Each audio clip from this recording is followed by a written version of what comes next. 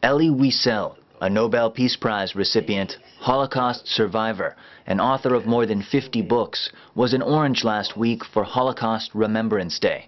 Wiesel is a distinguished fellow at Chapman University and spends a week meeting with undergraduates in Holocaust history courses each spring. Before he met with students, the Register had a chance to sit with Wiesel and discuss the significance of Holocaust Remembrance Day. To forget the victims would mean to kill them a second time, literally. That we cannot afford. We couldn't save them the first time, but we can save them the second time. And I think a civilization that does not remember is doomed. We have a certain respect for the dead. The problem is, that it's not simply a tragedy. It is a kind of cosmic tragedy. How could civilization fall so low? How could culture fail?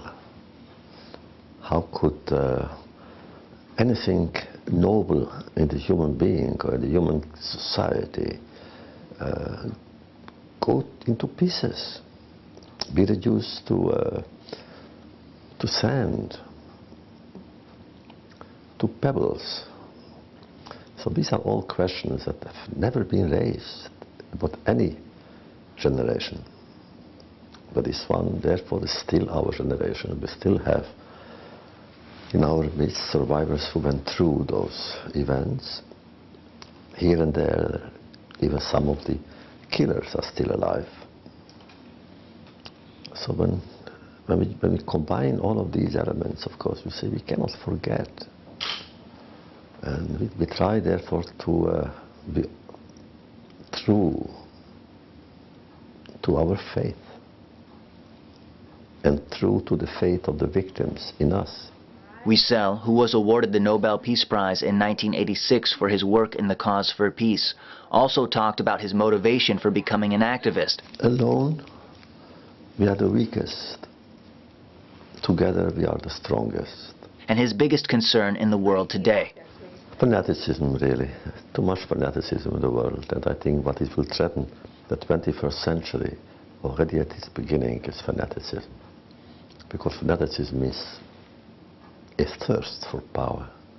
A power over you and over me, over our children or our students or our leaders. Fanaticism. They want to dominate our intellect as well as our soul and as well as our daily life. What to eat, what to say, what to keep quiet. That is, and imagine a fanatic with nuclear power. So therefore that is my main concern. And the kind of point is the indifference of the world to that fanaticism. Indifference is always an option which I don't accept. Rob Whitfield for OCRegister.com.